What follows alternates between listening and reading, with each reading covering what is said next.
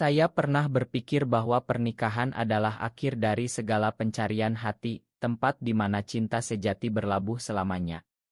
Tapi malam itu, ketika istri saya, Rina, berbisik pelan di telinga saya sambil tersenyum aneh, "Malam ini, kamu boleh bermain dengan adikku semalaman," dunia saya berubah total. Hati saya berdegup kencang, bukan karena bahagia, tapi karena teror yang menyelinap pelan, teror bahwa rahasia yang saya kubur bertahun-tahun akhirnya akan terbuka, dan segalanya akan hancur. Nama saya Andi, 32 tahun, tinggal di sebuah rumah sederhana di pinggiran Jakarta. Saya menikah dengan Rina 5 tahun lalu, pernikahan yang diatur keluarga, seperti kebanyakan di sini. Rina cantik, lembut, dan taat beragama. Kami punya seorang anak perempuan kecil yang lucu, dan dari luar, hidup kami sempurna. Tapi di dalam hati saya, ada lubang hitam yang tak pernah terisi. Sejak remaja, saya tahu saya berbeda. Saya tertarik pada laki-laki, bukan perempuan. Saya menyembunyikannya rapat-rapat, karena di Indonesia ini, menjadi gay berarti menjadi monster di mata masyarakat, keluarga, bahkan Tuhan. Adik Rina, Rea, baru saja pindah ke rumah kami setelah cerai dengan suaminya. Dia 2 tahun lebih muda dari saya, tinggi, berbadan atletis dari kebiasaan main futsal, dan matanya selalu menyimpan senyum yang membuat hati saya gelisah. Sejak pertama kali bertemu di acara keluarga, saya sudah merasakan tarikan aneh itu. Saat dia menyapa saya dengan hangat, tangannya menyentuh bahu saya sedikit lebih lama, saya buru-buru menunduk, takut mata saya membocorkan segalanya. "Kak Andi, lama nggak ketemu," katanya waktu itu, suaranya dalam dan ramah. Dalam hati saya bergolak, kenapa harus dia? Kenapa adik ipar sendiri? Malam itu dimulai biasa saja. Kami makan malam bersama, seperti keluarga biasa. Anak kami sudah tidur lebih awal. Rina sibuk di dapur, Rea duduk di sofa menonton, dan saya pura-pura membaca koran tapi mata saya sesekali melirik ke arahnya. Tubuhnya santai, kaos oblongnya ketat menampilkan garis otot dada yang membuat napas saya tersengal. Saya membenci diri sendiri karena ini. Saya sudah berjanji pada diri sendiri untuk setia pada pernikahan, untuk menjadi suami baik, ayah baik. Tapi setiap kali Rea ada di dekat, hasrat terpendam itu bangkit lagi, seperti api yang dipadamkan tapi bara masih menyala. Setelah makan, Rina tiba-tiba bilang dia capek dan mau tidur lebih awal. "Kalian berdua ngobrol aja ya, aku istirahat dulu. Besok pagi aku ada arisan." Dia mencium pipi saya, lalu Rea, seperti biasa. Tapi saat mencium Rea, tatapannya lama, dan senyumnya aneh. Seperti tahu sesuatu. Hati saya langsung curiga. Apakah Rina tahu? Sudah berapa lama? Rea dan saya akhirnya berdua di ruang tamu. Diam awkward menyelimuti kami. "Kak, mau minum apa?" tanyanya, bangun ke dapur. Saya menggeleng tapi suara saya keluar pelan, "Bir aja kalau ada." Dia tertawa, "Masih sama ya, Kak?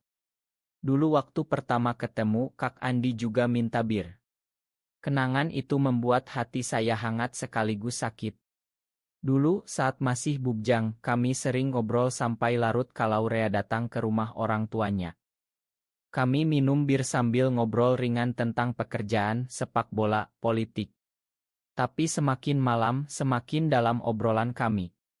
Rea cerita tentang perceraiannya, bagaimana suaminya selingkuh, bagaimana dia merasa kesepian. "Aku capek berpura-pura bahagia, Kak," katanya, matanya berkaca. Saya ingin memeluknya saat itu, tapi tangan saya gemetar di gelas bir. Dalam hati, "Andi, jangan. Ini salah. Ini haram. Ini bisa menghancurkan keluarga." Tapi Rea terus mendekat. Dia pindah duduk lebih dekat di sofa. "Kak Andi orang baik banget. Bak Rina beruntung punya suami kayak kakak." Kata-katanya biasa, tapi nada suaranya menggoda. Atau hanya imajinasi saya? Hati saya berperang hebat. Satu sisi ingin lari ke kamar, tidur di samping Rina, melupakan semua. Sisi lain ingin menyentuh tangannya, merasakan hangat yang selama ini saya rindukan. Malam semakin larut. Jam menunjukkan pukul 11. Rea tiba-tiba diam, menatap saya lama. Kak, aku boleh jujur enggak? Hati saya hampir berhenti. Apa yang akan dia katakan? Apakah dia juga merasakan hal sama? Atau ini jebakan? Saya mengangguk pelan, tak bisa bicara. Aku suka sama Kak Andi. Dari dulu. Kata-kata itu jatuh seperti bom. Dunia saya berputar. Saya ingin menyangkal, marah, lari. Tapi tubuh saya tak bergerak. Mata Rea penuh harap, takut, dan cinta. Dalam hati saya, ini mimpi buruk. Atau mimpi indah yang terlarang. Pengakuan Rea malam itu membuat segalanya semakin berat. Saya hanya diam, tak bisa menjawab apa-apa.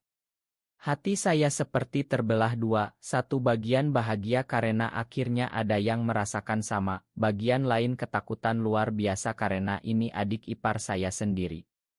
Rea, kita nggak bisa, akhirnya saya bisik, suara saya gemetar. Tapi dia mendekat lagi, tangannya menyentuh lengan saya pelan.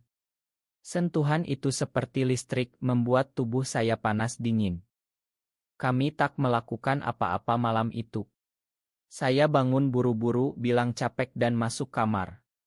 Di tempat tidur, di samping Rina yang sudah tidur pulas, saya tak bisa pejam mata. Pikiran berputar liar, bagaimana kalau Rina tahu? Bagaimana kalau keluarga tahu? Di masyarakat kita, ini bukan hanya dosa, tapi aib besar yang bisa membuat kami dikucilkan, bahkan lebih buruk. Tapi di balik ketakutan, ada rindu yang semakin kuat pada Rea. Pagi harinya, Rina bangun seperti biasa, tersenyum manis saat sarapan. Kalian ngobrol sampai larut ya semalam. Bagus deh, biar Rea nggak kesepian. Kata-katanya biasa, tapi saya curiga lagi. Matanya seperti menyimpan rahasia. Rea juga diam saja, tapi sesekali tatapannya ke saya penuh makna. Hati saya semakin kacau. Hari-hari berikutnya seperti siksaan. Rea semakin sering menyentuh saya secara tak sengaja saat lewat di dapur, tangannya menyenggol pinggang saya, saat nonton bahunya menempel. Setiap sentuhan membuat hasrat saya bangkit, tapi juga rasa bersalah yang menusuk. Saya sering mengurung diri di kamar, berdoa minta ampun, minta kekuatan untuk menolak. Tapi semakin saya menolak, semakin kuat tarikan itu. Suatu malam, Rina bilang dia harus ke rumah orang tuanya di Bogor karena ibunya sakit. Aku nginep satu malam ya, biar bisa jagain. Kamu sama Rea aja di rumah. Lagi-lagi senyum aneh itu. Hati saya langsung berdegup kencang. Apakah ini kebetulan? Atau Rina sengaja? Malam itu setelah anak kami tidur, Rea mendekat lagi. Kak, Mbak Rina bilang aku boleh bermain sama kakak semalaman. Kata-katanya membuat saya shock. Apa maksudnya? Tanya saya, suara bergetar. Rea tersenyum, Mbak bilang dia tahu semuanya. Dia tahu Kak Andi suka laki-laki. Dan dia memperbolehkan. Dunia saya runtuh. Rina tahu. Sejak kapan? Bagaimana? Rea cerita bahwa Rina sudah curiga lama, dari cara saya melihat laki-laki dari kurangnya gairah saat bersama dia. Rina konfrontasi Rea, dan Rea mengaku juga suka pada saya. Alih-alih marah, Rina bilang dia mencintai saya terlalu dalam untuk bercerai, tapi dia ingin saya bahagia. Asal nggak ninggalin aku dan anak, katanya pada Rea. Saya tak percaya. Ini seperti mimpi buruk yang manis. Rasa bersalah membanjiri, Rina mengorbankan perasaannya demi saya. Tapi di saat sama, hasrat pada Rea tak tertahankan lagi. Malam itu untuk pertama kalinya, kami berdua saja, tanpa penghalang. Kami ngobrol panjang, saling curhat tentang perjuangan menyembunyikan identitas di tengah masyarakat yang keras. Rea cerita bagaimana perceraiannya sebenarnya karena dia tak bisa mencintai suaminya sepenuh hati. Saya cerita bagaimana saya menikah karena tekanan keluarga, karena takut sendirian. Air mata kami jatuh bersama. Lalu, pelan-pelan kami saling mendekat. Tak ada yang berani memulai, tapi akhirnya tangan kami bertemu. Hangat, nyaman. Seperti pulang ke rumah yang selama ini hilang. Malam itu kami hanya berpelukan, tak lebih. Tapi itu sudah cukup membuat hati saya penuh untuk pertama kalinya. Tapi kebahagiaan itu rapuh. Dalam hati, saya tahu ini tak bisa bertahan lama. Bagaimana kalau tetangga tahu? Bagaimana kalau anak kami besar dan mengerti? Rasa bersalah pada Rina semakin dalam. Dia mengorbankan apa? Perasaannya sendiri. Keesokan harinya, Rina pulang dengan wajah cerah. Ibu sudah baikan, katanya, mencium saya seperti biasa. Tapi malam sebelumnya terasa seperti rahasia besar yang menggantung. Rea menghindari tatapan saya, mungkin sama malunya. Tapi Rina, dia seperti biasa saja, bahkan lebih manis. Kalian berdua kelihatan segar ya pagi ini, katanya sambil tertawa kecil. Hati saya semakin gelisah. Apakah dia benar-benar ikhlas? Hubungan saya dengan Rea mulai berkembang pelan-pelan. Di siang hari, saat Rina dan anak ke pasar, kami curi-curi waktu untuk ngobrol, saling pegang tangan diam-diam. Setiap momen itu indah, tapi disertai rasa takut yang konstan. Saya sering bertanya pada diri sendiri, apakah ini cinta sejati, atau hanya pelarian dari penyekapan diri bertahun-tahun. Rea bilang dia mencintai saya sejak pertama kali melihat bahwa dia rela apa saja asal bisa bersama. Tapi konflik mulai muncul. Rina semakin sering pergi malam, bilang arisan atau kunjung teman. Saya curiga dia punya rahasia sendiri. Suatu hari, saya melihat pesan di ponselnya dari nomor tak dikenal, kangen malam ini. Hati saya hancur. Apakah Rina selingkuh? Untuk balas dendam? Atau karena dia juga kesepian? Saya konfrontasi Rina pelan-pelan. Rin, kamu bahagia nggak sama aku? Tanyanya saya suatu malam. Dia diam lama, lalu menangis. Aku tahu kamu nggak pernah benar-benar mencintai aku seperti suami istri biasa. Tapi aku terima karena aku sayang keluarga ini. Lalu dia mengaku bahwa dia memang bertemu laki-laki lain, teman lama yang menghibur kesepiannya. Kita sama-sama punya rahasia sekarang, katanya. Pengakuan itu seperti tamparan. Saya marah, tapi juga lega. Kami berdua sama-sama berpura-pura demi anak, demi wajah di masyarakat. Tapi Rea tak suka ini. Kak, ini nggak adil buat Mbak Rina. Dan buat kita juga. Dia ingin kami jujur, mungkin pindah, mulai baru. Tapi bagaimana? Di Indonesia, Gai tak punya tempat aman. Kami bisa kehilangan segalanya. Konflik semakin memuncak saat keluarga besar datang lebaran. Orang tua Rina dan Rea curiga karena Rea terlalu dekat dengan saya. Rea kok nggak cari pacar cewek lagi, tanya ibu mereka. Rea diam saja, tapi mata dia penuh amarah terpendam. Malam itu, setelah semua tidur, Rea datang ke kamar tamu tempat saya tidur terpisah karena tamu banyak. Kami berpelukan diam-diam, menangis bersama. Aku nggak tahan pura-pura terus, Kak. Dalam hati saya bergolak hebat, saya mencintai Rea, benar-benar. Tapi saya juga tak ingin menyakiti Rina lebih dalam. Anak kami. Dia butuh ayah yang utuh. Masyarakat akan menghakimi kami habis-habisan. Tapi menyembunyikan ini selamanya seperti mati pelan-pelan. Beberapa bulan berlalu, rahasia kami semakin sulit dijaga. Rea mulai gelisah, ingin lebih dari sekadar curi-curi waktu. Kak, aku mau kita bersama beneran. Tinggalin semua ini. Katanya suatu malam saat kami berdua di teras belakang. Hati saya terbelah. Saya juga ingin, tapi takut. Rea, kita di Indonesia. Mana ada tempat buat orang kayak kita? Rina semakin jauh. Dia sering keluar malam, pulang pagi. Saya tahu dia bersama pria lain dan itu menyakitkan meski saya tak punya hak marah. Kami seperti rumah tangga kosong hanya demi anak. Suatu hari anak kami sakit demam tinggi. Di rumah sakit kami bertiga, saya, Rina, Rea, duduk bersama. Saat itu melihat Rea menggendong anak saya yang tertidur, hati saya penuh. Ini keluarga yang saya inginkan tapi tak mungkin. Konflik besar meledak saat tetangga mulai bergosip. Kok Rea sering banget nginep di rumah kakaknya? Kayak suami istri aja. Kata-kata itu sampai ke telinga orang tua Rina. Mereka datang marah-marah, menuduh Rea aneh. Rea akhirnya meledak, hampir mengaku semuanya.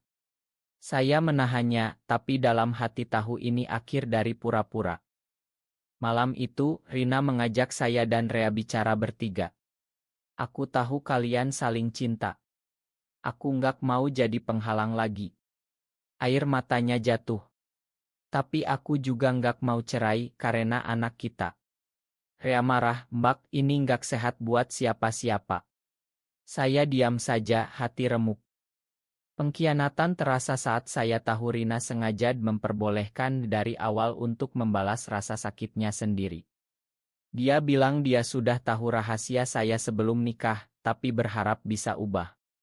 Ternyata tak bisa. Aku ingin Rea karena aku pikir itu cara terbaik daripada kamu selingkuh di luar. Hati saya hancur. Kami bertiga menangis bersama malam itu. Rea ingin pergi, tapi saya tak rela. Jangan tinggalin aku, bisik saya padanya.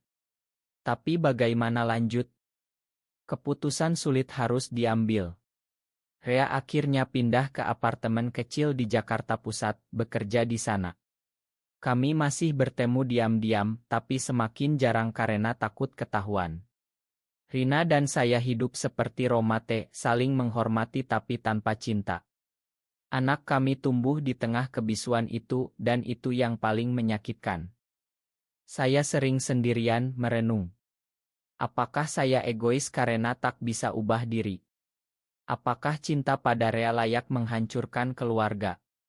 Di masyarakat yang tak memberi ruang bagi kami, cinta ini seperti api yang indah tapi membakar segalanya. Suatu hari, Rea sakit parah, demam tinggi. Saya datang ke apartemennya, merawatnya semalaman. Saat dia lemah, dia bilang, "Kak, aku nggak nyesel cinta sama kakak. Meski sakit." Kata-kata itu membuat saya menangis. Kami berpelukan lama, merasakan kehangatan yang selama ini dirindukan. Tapi pagi harinya, Rina telepon, bilang anak kami bertanya kenapa papa jarang di rumah. Rasa bersalah kembali membanjiri. Saya pulang memeluk anak saya erat-erat. Dalam hati, makan papa yang tak sempurna. Konflik semakin dalam saat Rea ingin kami kabur ke luar negeri, ke tempat yang lebih toleran. Kita bisa mulai baru, Kak. Tapi saya tak bisa tinggalkan anak. Aku nggak bisa ninggalin dia, Rea. Pertengkaran kami pertama kali terjadi. Rea menangis, kakak selalu pilih aman, tapi aman ini menyiksa kita. Saya tahu dia benar. Tapi takut terlalu besar. Malam-malam saya sering berdoa, minta petunjuk. Apakah Tuhan membenci kami? Atau ini ujian? Akhirnya, setelah berbulan-bulan penuh air mata, kami bertiga bicara lagi. Rina mengusulkan cerai diam-diam, tanpa ribut. Aku akan bilang ke keluarga aku yang selingkuh, biar kamu dan Rea bebas.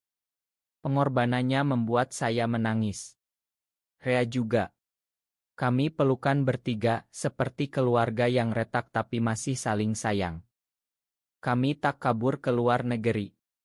Rea dan saya memilih hidup sederhana di kota kecil, jauh dari Jakarta, dengan nama baru. Rina tetap di rumah lama, dengan anak kami.